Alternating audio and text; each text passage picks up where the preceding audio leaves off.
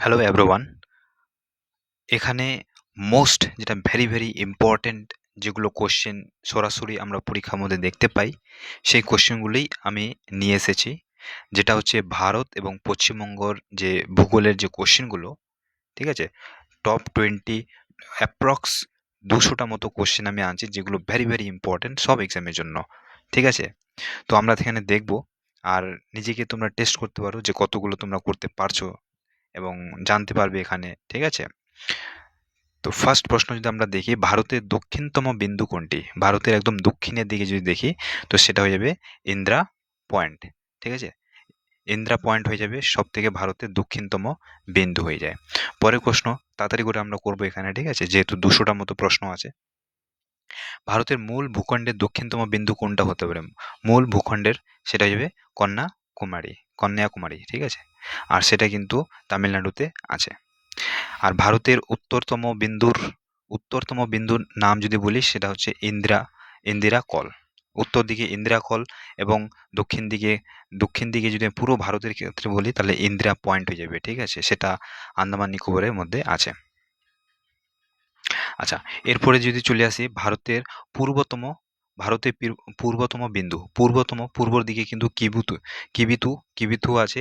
সেটা হচ্ছে অরুণাচল প্রদেশের মধ্যে আমরা দেখতে পাবো, অরুণাচল প্রদেশ। ভারতের প্রাচীনতম পর্বতমালা যদি কথা বলি, প্রাচীনতম সেটা হয়ে যাবে আরাবলি। রাজস্থানের মধ্যে আমরা দেখতে পাবো আরাবলি যে পর্বতমালা আছে, ভারতের সব থেকে প্রাচীনতম পর্বতমালা এটা। আর ভারতের উচ্চতম শৃঙ্গের কথা যদি বলি, সব থেকে ভারতের ক্ষেত্রে সব থেকে উচ্চতম সেটা হয়ে যাবে গর্ডিন অস্টিন। আর পুরো বিশ্বের ক্ষেত্রে যদি বলি, সেটা হয়ে যাবে মাউন্ট এভারেস্ট, আমরা সেটা জানি। ঠিক আছে? আর মাউন্ট এভারেস্ট তো নেপালের মধ্যে আমরা দেখতে পাবো। তো মাউন্ট এভারেস্ট হিমালয়ের কোন অংশে অবস্থিত? মাউন্ট এভারেস্ট আছে হিমালয়ের আহ, কোথায় অবস্থিত বলতে গেলে এক হিসেবে নেপাল যে হিমালয়টা আছে। ঠিক আছে? আর মাউন্ট এভারেস্টে যদি আমরা উচ্চতা দেখি, 8,800 কত হয়, 8,848.86। ঠিক আছে? 8,848.6, এরকম এত মিটার হয়ে যায়।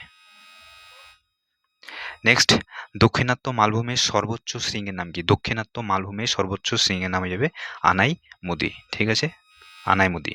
আর নীলগিরি পর্বতের সর্বোচ্চ শৃঙ্গ, নীলগিরির যদি কথা বলে, তাহলে সেটা হবে দোদাবেটা। তারপরে যদি কর্কট ক্রান্তি রেখা ভারতের কটি রাজ্যের ওপর দিয়ে গিয়েছে? কর্কট ক্রান্তি সেটা হয়ে যাবে 8টা। কর্কট ক্রান্তি, যেটা হচ্ছে টপিক অফ ক্যান্সার বলা হয়, আমাদের ভারতের 8টা রাজ্যের উপর দিয়ে গেছে। যেরকম আমি যদি বলি, গুজরাট হয়ে যাবে, রাজস্থান আছে, তার মধ্যপ্রদেশ আছে, ছত্তিশগড় আছে, ঝাড়খণ্ড হয়ে যাবে, তারপরে ওয়েস্ট বেঙ্গল হয়ে যাবে, ওয়েস্ট বেঙ্গল, তারপর ত্রিপুরা আছে, মিজোরাম আছে। 8টা রাজ্যের উপর দিয়ে গেছে। ঠিক আছে? আচ্ছা, কোন নদী কর্কট ক্রান্তি রেখাকে দুবার অতিক্রম করেছে? সেটা হয়ে যাবে মাহি নদী যে কর্কট ক্রান্তি আছে রেখাটা দুবার অতিক্রম করেছে ও। ভারতের প্রমাণ প্রমাণ দ্রাঘিমা, যেটা হচ্ছে স্ট্যান্ডার্ড মেরিডিয়ান, ঠিক আছে, ভারতের প্রমাণ দ্রাঘিমা কত? সেটা হচ্ছে 82 ডিগ্রি 30 মিনিট পূর্ব। ঠিক আছে? 82 ডিগ্রি 30 মিনিট পূর্ব, এটা হচ্ছে উম, প্রমাণ দ্রাঘিমা ভারতের। ভারতীয় প্রমাণ ভারতীয় প্রমাণ সময়, যেটা আইএসটি, গ্রিনিচের সময় থেকে কতক্ষণ এগিয়ে আছে? 5.5 ঘন্টা আগায় আছে। যেটা গ্রিনউইচ যে লাইনটা আছে, রেখাটা, ওখান থেকে, হ্যাঁ, ভারত ভারতীয় যে প্রমাণ সময়টা আছে, সেটা হচ্ছে 5.5 ঘন্টা আগায় আছে। আয়তনের বিচারে বিশ্বে ভারতের প্রধান স্থান, মানে আয়তনের দিক থেকে যদি দেখি, ভারত আছে 7 নম্বর স্থানে, আর প্রথম তো হয়ে যাবে রাশিয়া। ভারতের সাথে কোন দেশের আন্তর্জাতিক সীমানা দীর্ঘতম?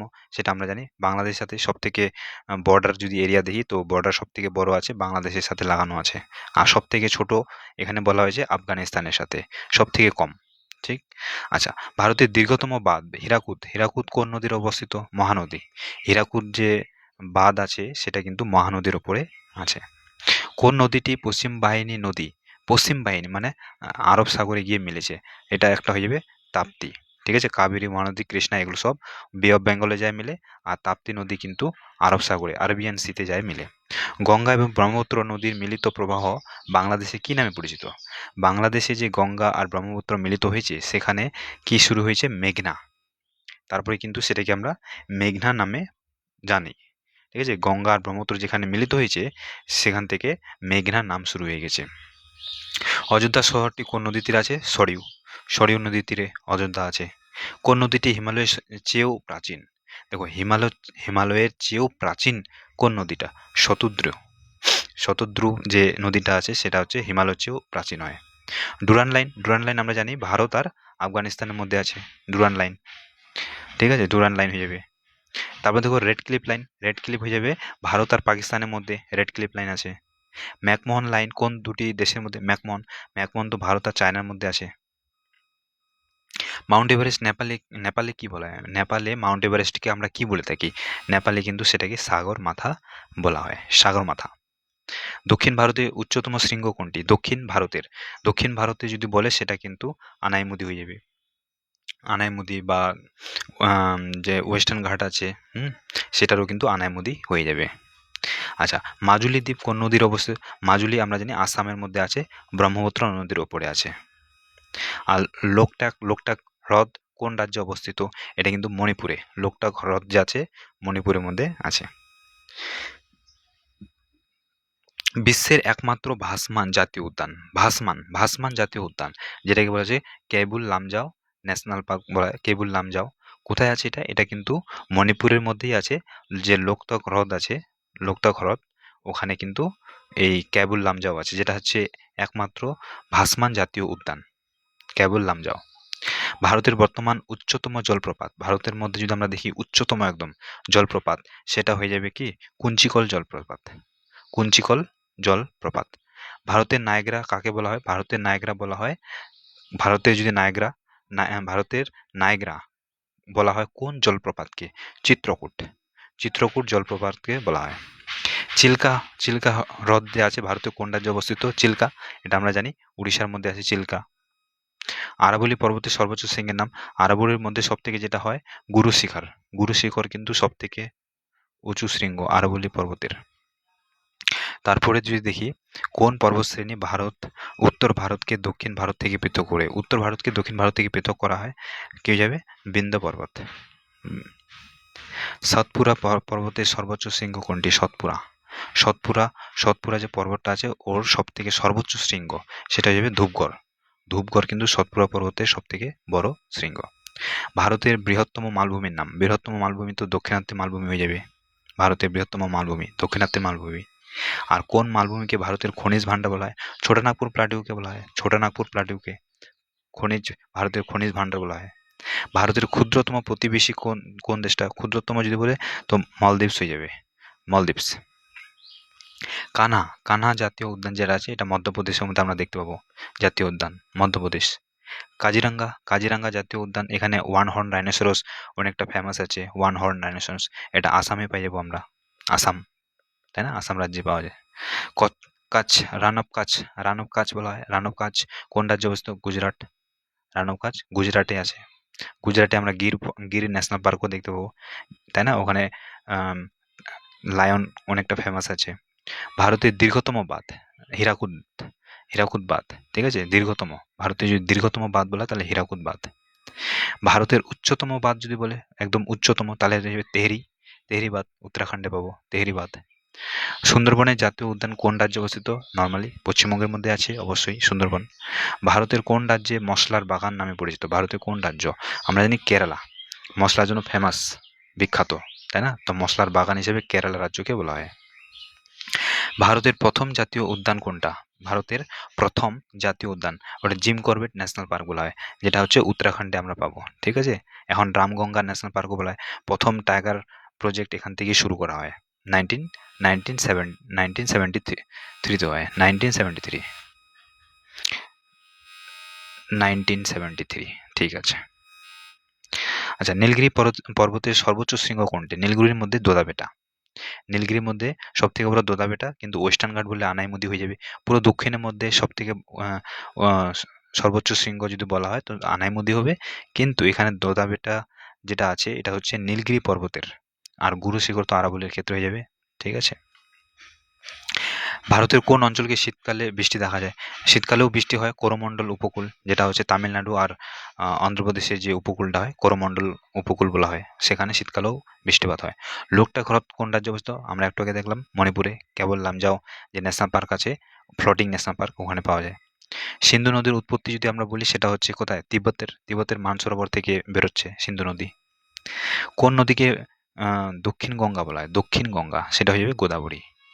গোদাবরীকে দক্ষিণ গঙ্গা হিসেবে বলা হয়। আর শিব সমুদ্রম জলপ্রপাত জলবিদ্যুৎ কেন্দ্র যে আছে, শিব সমুদ্রম জলবিদ্যুৎ কেন্দ্র, এটা কিন্তু কাবেরী নদীর উপরে আছে। কাবেরী নদীর উপরে শিব সমুদ্রম জলবিদ্যুৎ কেন্দ্র অবস্থিত। ভারতের দীর্ঘতম নদীর বাঁধ, ভারতের দীর্ঘতম নদীর বাঁধ, সেটা হয়ে যাবে হীরাকুদ বাঁধ। ঠিক আছে। ভারতের কোন রাজ্যে সব থেকে বেশি বনভূমি রয়েছে? বনভূমি তো সব থেকে মধ্যপ্রদেশে আছে। আর রেগুর মৃত্তিকার অপর নাম, রেগুর মৃত্তিকার অপর নাম আমরা কৃষ্ণ মৃত্তিকাও বলে থাকি। কৃষ্ণ মৃত্তিকা। 6 ডিগ্রি চ্যানেল কোন দুটিকে পৃথক করে? 6 ডিগ্রি চ্যানেল, 6 ডিগ্রি চ্যানেল এক তো হয়ে যাবে ভারত আর গ্রেট নিকোবর, যেটা হয় ভারতের যে গ্রেট নিকোবর আর ইন্দোনেশিয়া। তো গ্রেট নিকোবর মানে ভারত আর ইন্দোনেশিয়া, বা গ্রেট নিকোবর আর সুমাত্রা, ইন্দোনেশিয়াকে আলাদা করে 6 ডিগ্রি চ্যানেলটা। আর 8 ডিগ্রি চ্যানেলের কথা যদি বলি, তাহলে মিনিকয় আর মলদ্বীপস, মিনিকয় আর মলদ্বীপসকে আলাদা করে 8 ডিগ্রি চ্যানেল।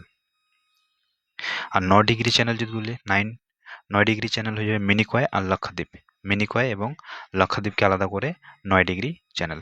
আর 10 ডিগ্রি চ্যানেলের যদি কথা বলি, তো আন্দামান নিকোবর দ্বীপপুঞ্জকে আলাদা করে, আন্দামান এবং নিকোবরকে আলাদা করে 10 ডিগ্রি চ্যানেল।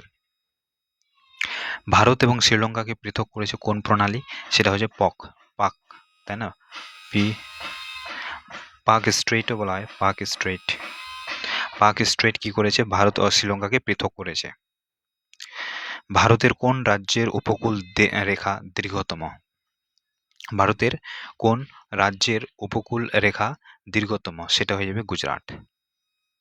আচ্ছা, নাথুলা গিরিপথ যেটা আছে, নাথুলা কিন্তু হয়ে যাবে সিকিমে, নাথুলা। ধোয়াদা জলপ্রপাতের কথা যদি বলি, কোন নদীর উপরে আছে? নর্মদা নদীর উপরে ধোয়াদা জলপ্রপাত আছে। ভারতের দীর্ঘতম হিমবাহ কোনটি? দীর্ঘতম হিমবাহ যদি বলা হয়, তো সিয়াচিন গ্লেসিয়ার যেটা হয় না, সিয়াচিন হিমবাহ কোন পর্বতশ্রেণী অবস্থিত? সেটা হচ্ছে কারাকোরাম পর্বতশ্রেণীতে অবস্থিত সিয়াচিন। অমরকন্টক মালভূমি থেকে কোন দুটি প্রধান নদীর উৎপত্তি হয়েছে? নর্মদা আর সোন নদী অমরকন্টক মালভূমি থেকে বেরোয়েছে, নর্মদা সোন। উলার হ্রদ, এটা কিন্তু মিষ্টি জলের হ্রদ হয়। উলার হ্রদ, এটা মিষ্টি জলের হ্রদ হয়। ভারতের কোন রাজ্যকে সূর্যোদয়ের রাজ্য বলা হয়? অরুণাচল প্রদেশকে সবার আগে এখানেই, মানে ভারতের অরুণাচল প্রদেশে প্রথমে সূর্য ওঠে। তারপরে যদি ভারত ও নেপালের মধ্যে কোন নদী বিতর্ক রয়েছে? ভারত আর নেপালের মধ্যে, সেটা যাবে কালী নদী বা মহাকালী নদীটা বিবাদের মধ্যে রয়েছে ভারত আর নেপালের মধ্যে। ভারতের প্রথম পারমাণবিক বিদ্যুৎ কেন্দ্র যেগুলি, তারাপুর, মহারাষ্ট্রের মধ্যে আছে। আন্দামান এবং নিকোবর দ্বীপপুঞ্জের সর্বোচ্চ শৃঙ্গের নাম কি? আন্দামান নিকোবরের মধ্যে স্যাডেল পিক সব থেকে সর্বোচ্চ শৃঙ্গ আন্দামান নিকোবরের মধ্যে। ভারতের কোন শহরকে সিলিকন ভ্যালি বলা হয়? বেঙ্গালুরুকে আমরা সিলিকন ভ্যালি বলে থাকি ভারতের।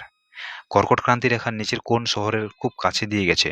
সেটা হবে রাঁচি, ঝাড়খণ্ডের ক্যাপিটাল যে আছে রাঁচি, ওর একদম কাছ, মানে পাশে দিয়ে চলে গেছে কর্কট ক্রান্তি রেখা। ভারতের উচ্চতম মালভূমি কোনটি? উচ্চতম মালভূমি বলে লাদাখ মালভূমি হয়ে যাবে, সব থেকে উঁচুতে আছে। সিন্ধু আর গঙ্গা সমভূমির নবীন পলিমাটিকে কি বলা হয়? সিন্ধু গঙ্গা সমভূমির নবীন যদি বলে তো খাদর হয়ে যাবে, তাই না? আর যদি প্রাচীন বলে তো ভাঙ্গর হয়ে যাবে। তাহলে সিন্ধু গঙ্গা সমভূমির প্রাচীন পলিমাটি অঞ্চলকে কি বলা হয়? তাহলে প্রাচীন বললে তাহলে হয়ে যাবে ভাঙ্গর। আর হিমালয় পর্বতের পাদদেশের নুড়ি পাথর যুক্ত অঞ্চলকে কি বলা হয়? ওটা যাবে ভাবর। ঠিক আছে, পাদদেশের যে নুড়ি পাথর যুক্ত যে অঞ্চলটা হয়, সেটাকে আমরা বলে থাকি ভাবর। পশ্চিমঘাট পর্বতমালার অপর নাম কি? পশ্চিমঘাট পর্বতমালার অপর নাম সহ্যাদ্রি বলা হয়। কি বলা হয়? সহ্যাদ্রি। আর ভারতের উচ্চতম হ্রদ যদি বলা হয়, উচ্চতম হ্রদ, তাহলে হয়ে যাবে চোলামু হ্রদ। ভারতের উচ্চতম হ্রদ চোলামু। আর পশ্চিমঘাট পর্বতমালার অপর নাম, এটা তো দেখলামই, সহ্যাদ্রি হয়ে যাবে। আর পূর্বঘাট পর্বতমালার যদি অপর নাম বলে, তাহলে হয়ে যাবে কি? মলায়াদ্রি। ঠিক আছে, মলাদ্রি।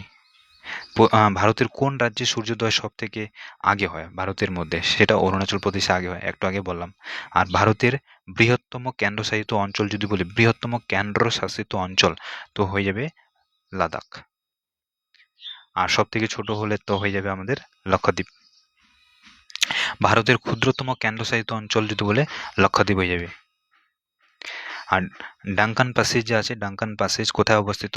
এটা কিন্তু লিটিল আন্দামান যে হয় আর দক্ষিণ আন্দামানের মধ্যে এখানে আছে। লিটিল আন্দামান আর দক্ষিণ আন্দামানের মিডিলে আছে ডাঙ্কান প্যাসেজ। সিন্ধু নদীর বৃহত্তম উপনদী কোনটি? সিন্ধু নদীর সব থেকে বৃহত্তম উপনদী যদি বলি তাহলে হয়ে যাবে চেনাব। চেনাবকে আমরা চন্দ্রভাগা, চন্দ্রভাগাও আমরা বলে থাকি চেনাবকে। হিমালয়, হিমালয় কোন ধরনের পর্বতের উদাহরণ?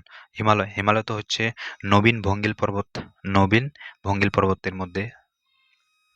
আর ভারতের একমাত্র সক্রিয় আগ্নেয়গিরি সেটা হচ্ছে ব্যারেন দ্বীপ, আমরা জানি আন্দামান নিকোবরে আছে। ভারতের দীর্ঘতম সেচ খাল যদি বলা হয়, দীর্ঘতম সেচ খাল, তাহলে হয়ে যাবে ইন্দিরা গান্ধী ক্যানেল, ইন্দিরা গান্ধী ক্যানেল। কোলেরু, কোলেরু হ্রদ কোথায় অবস্থিত? কোলেরু অন্ধ্রপ্রদেশের মধ্যে আছে। কোলেরু অন্ধ্রপ্রদেশে, কোলেরু হ্রদ যে আছে এটা অন্ধ্রপ্রদেশে আমরা পাবো। ডাল হ্রদ কোন রাজ্যে অবস্থিত? ডাল, এটা হয়ে যাবে জম্মু কাশ্মীরের মধ্যে। ভারতের কোন রাজ্যে সাক্ষরতার হার সর্বনিম্ন, ঠিক আছে, সব থেকে কম? সেটা হয়ে যাবে বিহার, 2011 সেন্সাস অনুযায়ী। আর ভারতের কোন রাজ্যে সাক্ষরতার হার সবচেয়ে বেশি? সেটা হয়ে যাবে কেরালাতে। ভারতের উচ্চতম মালভূমি যদি বলি, একটু আগে বললাম লাদাখ মালভূমি সব থেকে উচ্চতম। কাকে ভারতের ম্যানচেস্টার বলা হয়? ম্যানচেস্টার আমরা জানি আহমেদাবাদ, আহমেদাবাদকে ভারতের ম্যানচেস্টার বলা হয়।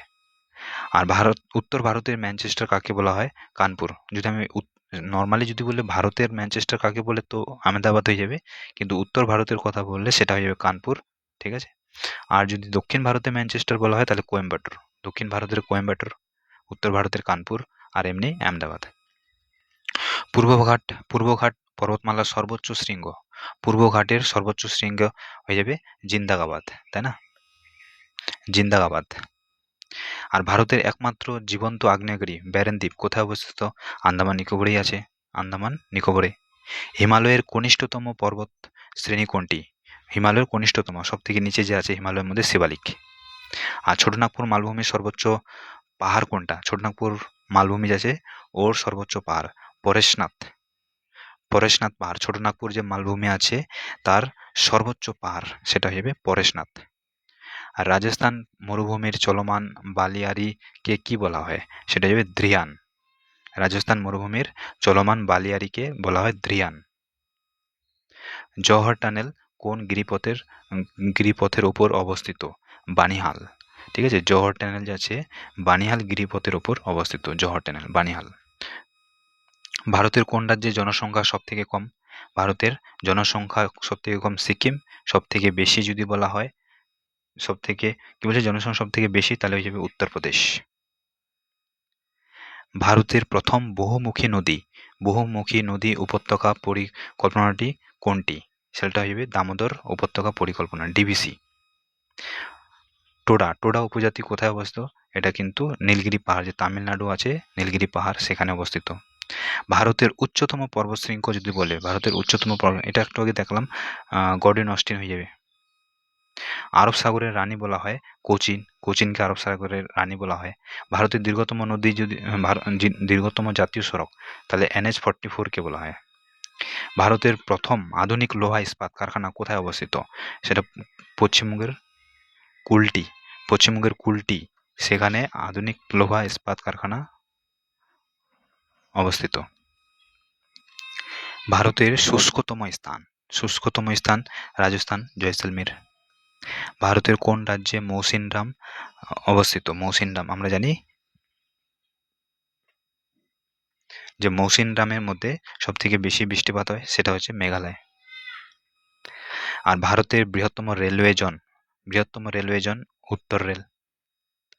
ভারতের কোন রাজ্যে কফি উৎপাদন সব থেকে বেশি হয়? কফি তো হয়ে যাবে কর্ণাটকের মধ্যে হয় বেশি। ভারতের প্রথম মেট্রো রেল কবে এবং কোথায় চালিত হয়? প্রথম যদি 1984 কলকাতার মধ্যেই শুরু হয় মেট্রো রেল। আর ভারতের প্রাচীনতম তৈল শোধনাগার যদি বলা হয় তাহলে সেটা হচ্ছে আসাম ডিগবয়। ভারতের বৃহত্তম রামসার সাইট যদি বলা হয় তাহলে হয়ে যাবে সুন্দরবন, সব থেকে বড় রামসার সাইট। নন্দাদেবী জাতীয় উদ্যান কোথায় আছে? নন্দাদেবী তো উত্তরাখণ্ডেই আছে। ভারতের প্রথম পারমাণবিক বিদ্যুৎ কেন্দ্র, সেটা হয়ে যাবে তারাপুর, মহারাষ্ট্রতে আছে। এটা আগে দেখেছি আমরা। কোন রাজ্যকে চিনির বাটি বলা হয়? উত্তরপ্রদেশকে। আর ভারতের প্রাচীনতম পর্বতমালা যদি বলা হয় তাহলে আরাবলি সব থেকে প্রাচীনতম পর্বতমালা। পশ্চিমবঙ্গের মোট আয়তন যদি বলা হয় 88,752 বর্গ কিলোমিটার, 88,752 বর্গ কিমি পশ্চিমবঙ্গের আয়তন। কর্কট ক্রান্তি রেখা পশ্চিমবঙ্গের কয়টি জেলার উপর দিয়ে গেছে? তাহলে 5টি জেলা হয়ে যাবে। ভারতের তো 8টা। পশ্চিমবঙ্গের উত্তর দক্ষিণ বিস্তার কত? 623 কিলোমিটার। পশ্চিমবঙ্গের উত্তর দক্ষিণ যদি দেখা হয় বিস্তার, তাহলে 623 কিলোমিটার, 623 কিলোমিটার হয়। আর পশ্চিমবঙ্গের সংকীর্ণতম অংশ কোনটি? চিকেন স্নেক বলা হয়, ঠিক আছে, চোপড়া, উত্তর দিনাজপুর যে আছে, অবশ্য শিলিগুড়ির উপরেই আছে ওখানে, ঠিক আছে, চিকেন স্নেক। আচ্ছা, এরপরে আছে পশ্চিমবঙ্গের সর্বোচ্চ শৃঙ্গ কোনটি? সর্বোচ্চ শৃঙ্গ সান্দাকফু। পশ্চিমবঙ্গের যদি সর্বোচ্চ শৃঙ্গ বলা হয় তো সান্দাকফু হয়ে যাবে। অযোধ্যা পাহাড়ের সর্বোচ্চ শৃঙ্গের নাম? অযোধ্যা পাহাড়ের মধ্যে হয়ে যাবে গোর্গাবুরু, ঠিক আছে। অযোধ্যা পাহাড় যে আছে ওর সর্বোচ্চ শৃঙ্গ হয়ে যাবে গোর্গাবুরু। আর কোন নদীকে উত্তরবঙ্গের জীবনরেখা বলা হয় বা ত্রাসের নদী বলা হয় উত্তরবঙ্গের? তাহলে এটা হবে তিস্তা। তিস্তা নদীর পূর্ব অংশকে কি বলা হয়? তিস্তা নদীর পূর্ব অংশকে ডুয়ার্স বলা হয়। সুন্দরবন কত সালে ইউনেস্কো ওয়ার্ল্ড হেরিটেজ সাইটের মর্যাদা পেয়েছে? সেটা হয়ে যাবে 1987 সালে। 1987 সালে ইউনেস্কো ওয়ার্ল্ড হেরিটেজ সাইটে মর্যাদা পেয়েছে সুন্দরবন। পশ্চিমবঙ্গের আর্দ্রতম স্থান, মানে সর্বাধিক বৃষ্টিপাত হয় পশ্চিমবঙ্গের কোথায়? সেটা হবে বক্সার ডুয়ার্সে। আর উত্তর পূর্ব ভারতের প্রবেশদ্বার কাকে বলা হয়? উত্তর পূর্ব ভারতের প্রবেশদ্বার বলা হয় শিলিগুড়িকে। যৌথ বন রক্ষা ব্যবস্থা বা যে জয়েন্ট ফরেস্ট ম্যানেজমেন্ট যেটা হয়, পশ্চিমবঙ্গের কোথায় প্রথম শুরু হয়? সেটা হচ্ছে পশ্চিম মেদিনীপুর যে আছে, আরাবাড়ি পশ্চিম মেদিনীপুরে শুরু হয়। ফারাক্কা ব্যারেজ কেন নির্মিত হয়েছিল? ফারাক্কা ব্যারেজ তৈরি হয়েছিল হুগলি নদীর নাব্যতা বাড়ানোর জন্য। হুগলি নদীর যে নাব্যতা বাড়ানোর জন্য ফারাক্কা ব্যারেজ তৈরি করা হয়। পশ্চিমবঙ্গের প্রথম মুখ্যমন্ত্রী কে ছিলেন? এটা তো আমরা সবাই জানি, প্রফুল্লচন্দ্র ঘোষ হয়ে যাবে। তিলপাড়া ব্যারেজ কোন নদীর উপরে আছে? তিলপাড়া যে ব্যারেজ আছে সেটা হচ্ছে ময়ূরাক্ষী নদীর উপরে আছে তিলপাড়া ব্যারেজ। পশ্চিমবঙ্গের ধান গবেষণাগার কোথায় অবস্থিত? পশ্চিমবঙ্গের মধ্যে যদি আমি বলি সেটা হয়ে যাবে হুগলি, চুচুড়া। হুগলির মধ্যে যে চুচুড়া আছে সেখানে পশ্চিমবঙ্গের ধান গবেষণা কেন্দ্র আছে। পশ্চিমবঙ্গের রাঢ় অঞ্চলের মৃত্তিকা কি ধরনের? ল্যাটেরাইট। রাঢ় অঞ্চলের যে মৃত্তিকা সেটা হচ্ছে ল্যাটেরাইট। রেশম শিল্পের জন্য পশ্চিমবঙ্গ কোন জেলা বিখ্যাত? রেশম, তাহলে হয়ে যাবে মুর্শিদাবাদ রেশম শিল্পের জন্য বিখ্যাত। সিনকোনা চাষ পশ্চিমবঙ্গের কোথায় হয়? সিনকোনা মংপু, কালিম্পং ও দার্জিলিংয়ে।